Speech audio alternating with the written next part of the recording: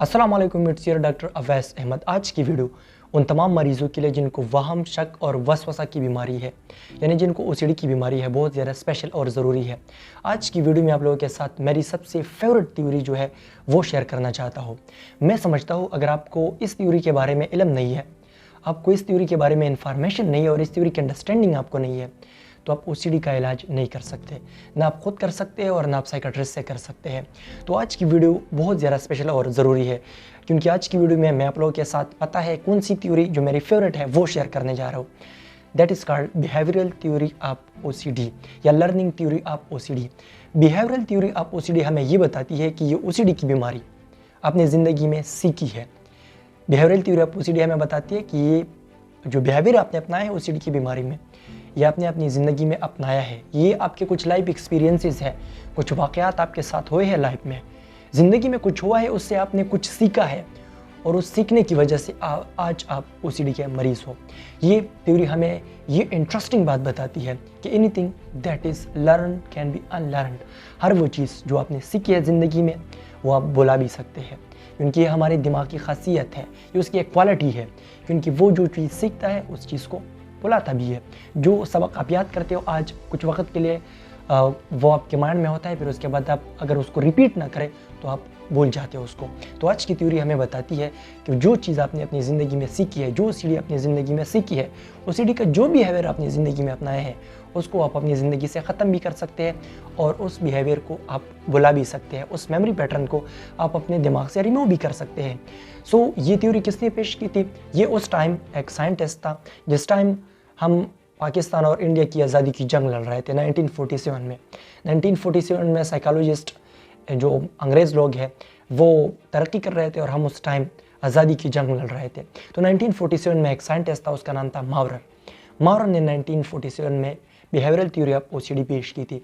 मावरर ने ये थ्योरी पेश की थी और मावरर ये समझता था कि ओसीडी की बीमारी हमने mainly two way of learning processes है, दो तरीके हैं लर्निंग के, दो तरीके हैं सीखने के, जिसके बेस पे हमने ये ओसीडी की बीमारी सीखी है। जो पहला तरीका है वो है क्लासिकल कंडीशनिंग और जो दूसरा मेथड है जिसके ज़रिए से हमने अपनी ओसीडी को अपनाया है अपनी लाइफ में वो है ऑपरेंट कंडीशनिंग। सबसे पहले समझते हैं कि क्लासिकल कंडीशनिंग के ज़रिए से आपने अपनी ओसीडी को कैसे अपनी ज़िंदगी में अपनाई है। क्लासिकल कंडीशनिंग का क्या मतलब है?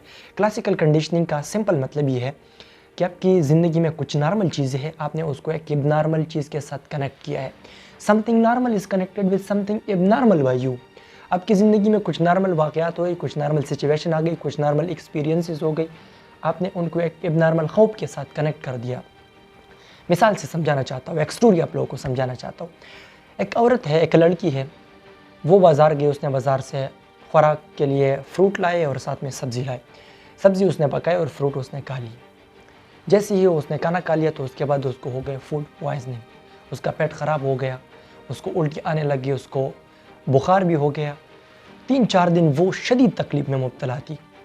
अब उसके जहन ने एक चीज़ सीख लिया कि मैंने बाज़ार से जो खाना लाया था उस खाने की वजह से मुझे फूड पॉइजनिंग हो गया।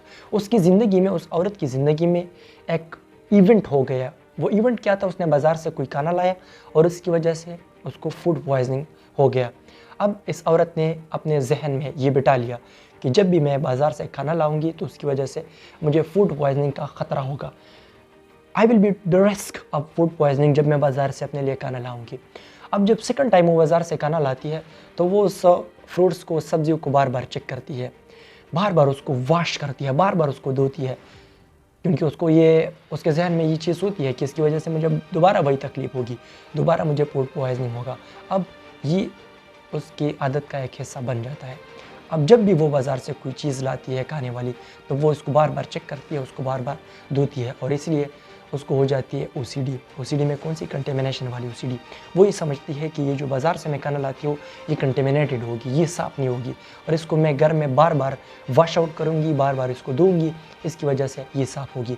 अब इस इवेंट की वजह से और इस बिहेवियर की वजह से वो ओसीडी का विक्टिम बन गई, वो ओसीडी की बीमार हो गई। एक दूसरा वाक़या आप लोग के साथ शेयर करना चाहता हूँ। एक शख्स है, वो कहीं सफ़र पे जाता है, सफ़र पे वो एक जगह पे स्टे करते हैं और वो बंदा जाता है वज़ू के लिए, वो एक पब्लिक वॉशरूम जाता है, वो ख़ुद को ईज़ी करता है, वज़ू करता है, तो उसके बाद वो बीमार पड़ जाता है। वो अस्पताल के बेड में ये सोचता है कि यार मैं तो घर से ठीक निकला था, रास्ते में उस वॉशरूम में या तो पानी गंदा था, या उसका लोटा गंदा था, या उसका दरवाज़ा गंदा था। कोई चीज़ गंदी थी जिसकी वजह से मैं बीमार हो गया हूँ। अब जब भी वो दोबारा वॉशरूम जाता है तो उसके जहन में ये डर और ये खौफ होता है कि दोबारा से मुझे वो वाला तकलीफ होगा। इसलिए वो बार बार अपने हाथों को वॉश आउट करता है, वो बार बार अपने हाथों को साफ करता है जैसे वो वॉशरूम से निकलता है, कि कहीं मेरे हाथों पे वो गंद न रह जाए जिसकी वजह से मैं दोबारा उस तकलीफ से न गुजरूँ। अब उसके ज़िंदगी में एक वाक़या हो गया, एक नॉर्मल सिचुएशन, एक नॉर्मल चीज़, अब उसने कनेक्ट कर दिया एक नॉर्मल खौफ के साथ। तो इसलिए ये साइंटिस्ट कहता है कि आपकी ज़िंदगी में कुछ वाक़यात आपके साथ हो गए और उस वाक़यात को आपने एबनॉर्मल खौफ के साथ कनेक्ट किया है, इसी वजह से आपको ओसीडी की बीमारी हो गई। जो दूसरा तरीका है, जो दूसरा प्रोसेस है जिसके ज़रिए से आपने ओसीडी की बीमारी अपनी ज़िंदगी में अपनाई है, आपने ओसीडी की बीमारी सीखी है अपनी लाइफ में, वो है ऑपरेंट कंडीशनिंग। ऑपरेंट कंडीशनिंग एक साइंटिस्ट है, बहुत ज़्यादा मशहूर साइकोलॉजिस्ट है, बिहेवियरल साइकोलॉजिस्ट है, B.F. स्किनर, एक बहुत बड़ा नाम है, उसने शेयर किया है। B.F. स्किनर का मानना था कि इंसान की ज़िंदगी में जो भी उसकी आदत होती है, कि इंसान का जो भी बिहेवियर होता है, वो दो चीज़ों की वजह से बनता है, आइदर रिवार्ड और पनिशमेंट। B.F. स्किनर कहता है कि your behaviour is modified by the consequences of that work. B.F. Skinner कहता है कि आपकी ज़िंदगी में आपके साथ जो भी हो जाए, उस वाक़े के बाद रिजल्ट क्या निकला वो डिसाइड करता है कि आपकी आदत क्या बनेगी। सिंपल अल्फाज में B.F. स्किनर कहता है कि आप ज़िंदगी में जो भी काम करते हो, उस काम से आपको रिवार्ड क्या मिलता है, उस काम से आपको सिला मिलता है, उस काम की वजह से आपको क्या क्या इनाम मिलता है, क्या रिवार्ड मिलता है, वो डिसाइड करते हैं कि वो काम दोबारा आप करोगे या नहीं। B.F. स्किनर कहता है कि आप ज़िंदगी में क्यों कुछ कामों से ख़ुद को बचाते हो, क्योंकि आपकी ज़िंदगी में उस काम के करने की वजह से कुछ पनिशमेंट आपको मिल गई थी, उस पनिशमेंट को अवॉइड करने की वजह से आप दोबारा उस काम की तरफ नहीं जाते। सादा अल्फाज में B.F. स्किनर कहता है कि किसी भी काम करने का जो रिज़ल्ट है वो डिसाइड करता है, किसी भी काम करने का जो रिवार्ड है या जो पनिशमेंट है वो डिसाइड करता है कि आपने उस चीज़ को अपनी ज़िंदगी में अपनाना है या नहीं। मिसाल से समझाना चाहता हूँ, आप स्ट्रेस में है, एग्ज़ाम का टाइम है, प्रॉप्स के एग्ज़ाम आ रहे, बहुत ज़्यादा स्ट्रेस में आप हो और स्ट्रेस से निकलने के लिए आपके एक दोस्त ने आपको कहा कि यार कश लगाओ, सिगरेट पी लो, ये सारा टेंशन डिप्रेशन ख़त्म हो जाएगा। आपने दोस्त की बात मान ली और सिगरेट का कश लगा लिया। जैसे ही आपने सिगरेट पी लिया तो यार एक मैजिक हो गया, मुकम्मल तौर पर आपकी सारी स्ट्रेसेस ख़त्म हो गई। दोबारा जब आपको फिर से स्ट्रेस आता है, फिर आप सिगरेट पीते हो तो सिगरेट की वजह से आपको सारा स्ट्रेस ख़त्म हो जाता है। अब आपके दिमाग को एक रिवार्ड मिल जाता है सिगरेट पीने से। अब आपके दिमाग ने एक चीज़ सीख ली, अब आपके दिमाग ने इस रिवार्ड से एक चीज़ सीख ली कि मैं जैसे भी सिगरेट पी लेता हूँ तो मेरी सारी एंजाइटी और टेंशन डिप्रेशन ख़त्म हो जाती है। सो आपका सिगरेट पीने का जो रिवार्ड था, जो सिला था, जो जज़ा था, उसने ये डिसाइड कर दिया कि आपको दोबारा से सिगरेट पीनी है या नहीं, आपने सिगरेट पीने की आदत अपनी ज़िंदगी में अपनानी है या नहीं। ये किसने डिसाइड कर दिया? सिगरेट के बाद जो रिवार्ड आपको मिलता है उसने ये डिसाइड कर दिया। एक दूसरा मिसाल से आपको समझाना चाहता हूँ। ओसीडी का एक मरीज़ है, पहली बार उसके हाथ गंदे हो गए, वो गया, उसने अपने हाथ को वॉश आउट कर दिया, धो लिया।